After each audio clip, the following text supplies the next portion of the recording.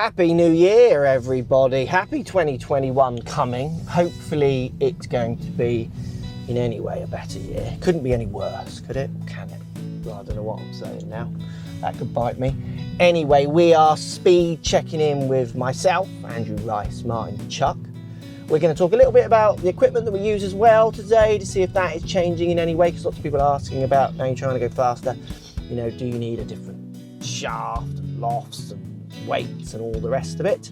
So should be a fun one. Just a little recap, Andrew Rice was averaging 160 ball speed last time. Me and Martin Chuck were both 157. Two questions for you in the comments down below. Who's going to be the fastest today come the end of the video when we reveal the numbers?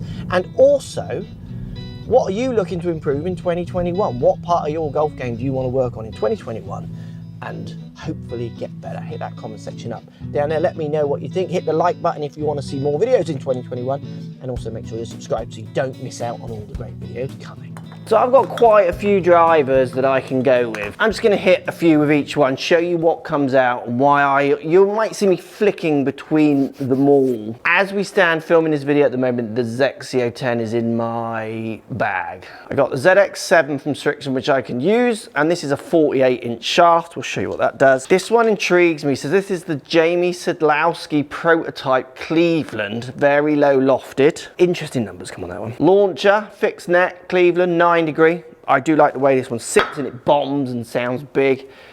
And then I've also been gaming the ZX5 as well. Maybe you can help me choose the right one for me. That's the Muddy Zexio. Not sure that mud makes it go any faster. And what you're going to see is a pattern forming as I hit with these. So I'm not like at my warmest, but I'm semi ready to go.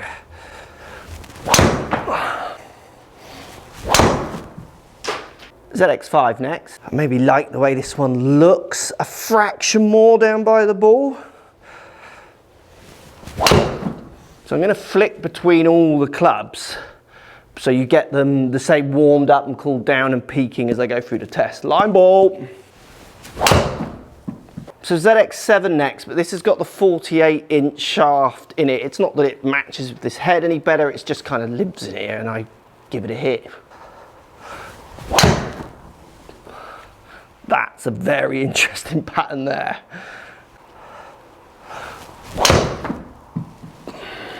Right, this is the prototype Sadlowski. This one I think is around 7 degrees of loft, I think.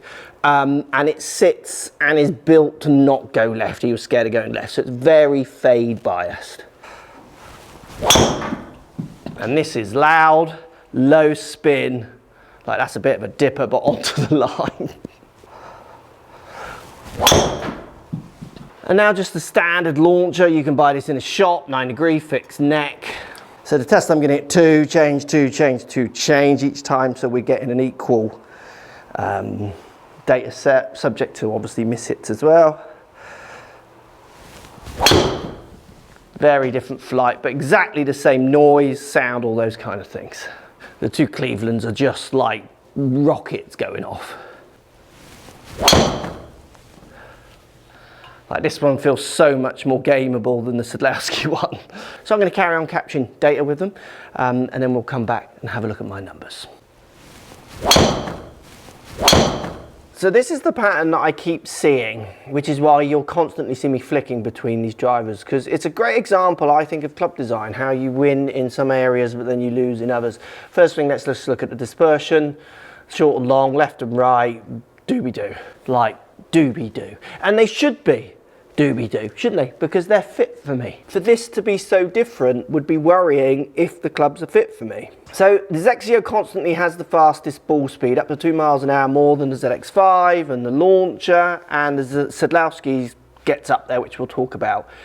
The ZX7 is the 48-inch shaft. So I'm getting the same ball speed out of the Zexio as I do the 48-inch, which is why you've not seen me persevere so much with the 48-inch. And you can see the launch angles are all very, very tight and similar, apart from the Sadlowski, which is obviously a much lower loft, then promotes the lower spin, which is why I think we see the extra ball speed.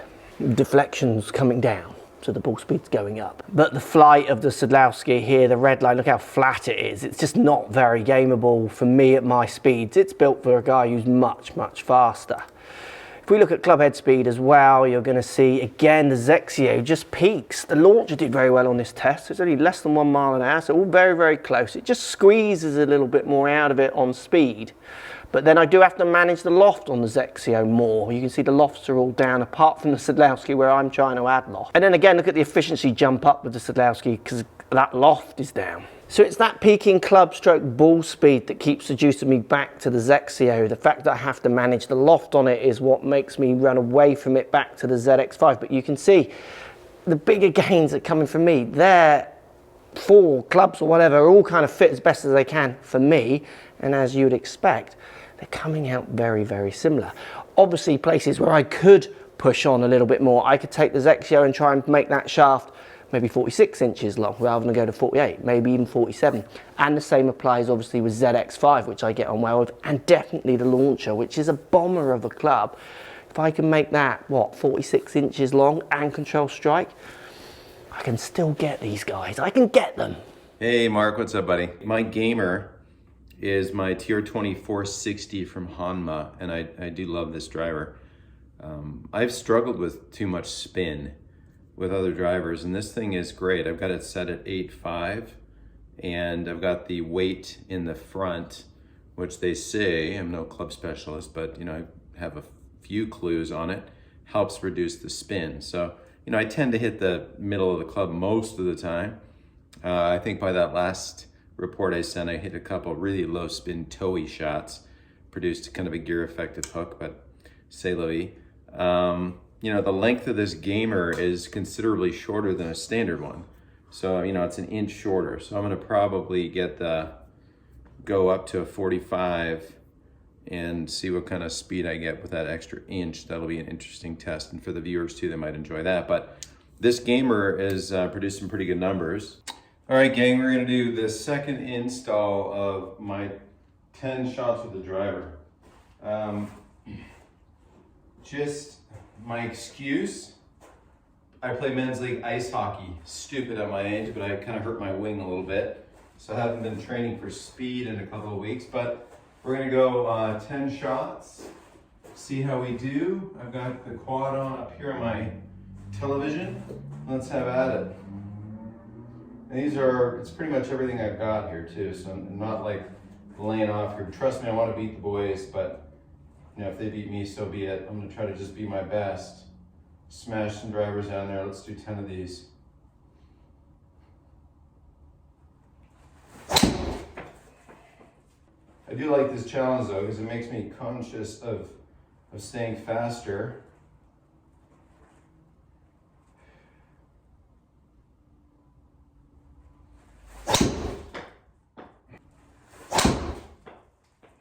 And this is just fun therapy to smash away, build my averages up a little bit. So Paul Martin's injured, so I'm not expecting him to be the fastest, because I do think Martin's got potential, because he's not afraid to middle it. Let's go and check in with Ricey and his team. The man's got a team, a serious team. He wants to win this. Hi there everybody, Andrew Rice here. I'm in Phoenix, Arizona. Ping headquarters, the proving grounds. I've been warming up, you can hear I'm breathing a little heavy. I'm getting ready for Crossfield and Tour Striker, and I'm gonna hit my 10 shots. So shot number 1, here we go. G425 LST model, 9 degree, slightly longer than standard shaft, but nothing too crazy. Here we go, 10 shots. My target, I think you can see it out there, is that Bubba sign, that pink Bubba flag out there. That's my target, here we go. Okay, no messing around.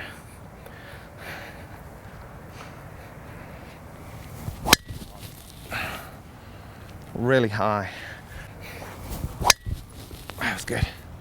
Straight at it too. Getting a little slow in your old age. It's a little chilly day here in Phoenix today, and surprisingly windy, which is unusual.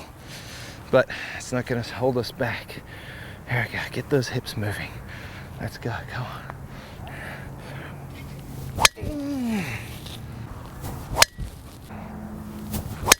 Oh, that was ripped. That felt slow. Straight shot, 61. Dang it. That was slow. there we have it. 10 shots. Let's see what we got. Okay, everybody, quick little summary as to what happened in those 10 shots.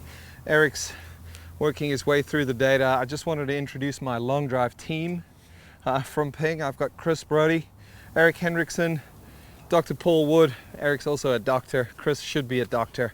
I'm anything but a doctor. But it's cool to have these guys helping out, certainly sharing information. And we were chatting the other day, and there really seems to be 3 areas as to how people can make gains. One is get in the gym and start working on agility and quickness and speed and strength, mobility certainly. 2 is let's be intentional. Let's get out here and just practice swinging really, really hard for a length of time over a period. And 3, let's understand factors that can help us. The philosophy, the strategy behind getting as much clubhead speed as possible. The thing that continues to amaze me is I hit these 10 shots and I hit 10 good shots. I'm coming out of my shoes, swinging as hard as I can with a longer driver than I normally use. And I still managed to hit good shots. And so certainly when we get done, we're going to take a look at the 3 areas, the 3 factors. We're going to share our ideas as to how each of those 3 areas influenced what the gains we were able to make. I know this has changed me as a golfer forever. Hopefully the information we're going to be sharing is going to change you as a golfer forever. Here goes my 10 shots. I'm feeling good about this, boys. Oh yes, go on. Not the best strike, but that's lineage.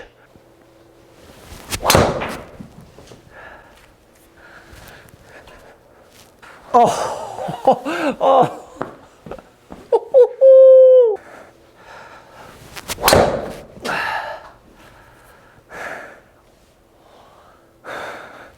Get on there. Right, 3 more, come on. Maximum effort. Oh, it's a wild one.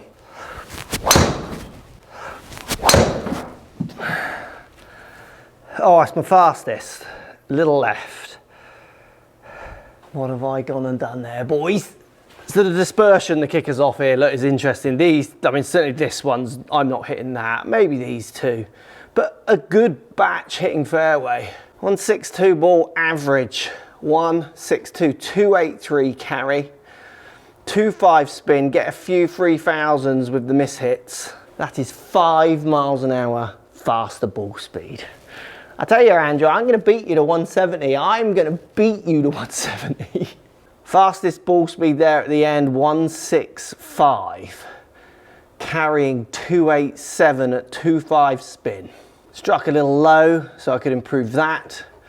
0 path, 1 open face, slight toe, little jaw, 6 up. 19 loft, keeping that down for me is key. And that is just a little bit left. But if the hole allows it, like, that's massive for me. Shall we look at the numbers? So obviously you see me there at 162. That is a 5 mile an hour increase. I am very, very happy with that. Now I've got the numbers up in front of me here. Martin Chuck has gone up 1 mile an hour, or 158.6. He is injured. Like I said, I think he's got a lot more to give. Andrew Rice has stayed at the 160. He's not gone up. He stayed. And someone has snuck forward 2 mile an hour. Interesting, boys. Should we look at the strokes gained as well? This is really fun on the strokes gained. So this is now got if you're hitting target as well as hitting it hard or not as well. So first of all, I've got all shots. So all the 10 shots. I was gaining total 0.46. So they are hitting some kind of target. Martin was gaining 0.47, losing 0.47. These are against Tour Pro. Andrew was losing 2.39. So he obviously is hitting some off the planet shots. So you could see how hard he was pushing on those. And I think this is so horses for courses. This is so player specific. Some people are just more comfortable going flat out than others to a certain extent. But obviously that can be developed and learned and might move as you do it more, because you've got your own kind of inner fears, and people have different levels of inner fears. playing their part. Now, if we take the recovery shots away, so let's move the recoveries. Let's pretend the recoveries, as you know, in those 10 shots, the player thinks it's them. They can fix that. If you do another 10, you won't hit as many recoveries. So you can choose which stats mean the most for you. Martin Chuck gained 1.36. He's gaining, hitting straight and hitting it long. I'm gaining 1.42. And Andrew Rice is gaining 0.52. Andrew needs to hit it straighter and a bit further. I would call that a little bit of a victory for me at the minute. But I would argue I am doing a lot more than them too. I think I'm pushing harder. I think everyone has potential. I think Martin's got huge potentials as well. Not that Andrew hasn't, but I think Martin could easily get into 160s from the numbers he's shown me.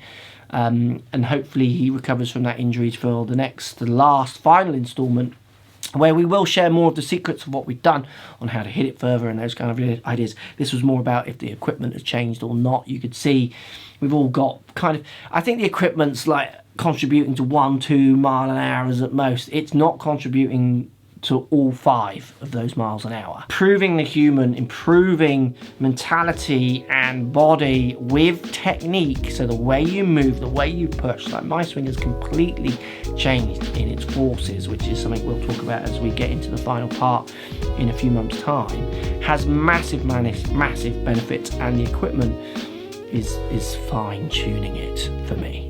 What do you think? Comments down below. Let me know. As always, I'll be interested to know what you think. This is fun. Oh, do you reckon I'm going to win? I can't win, can I? Against those two, can I?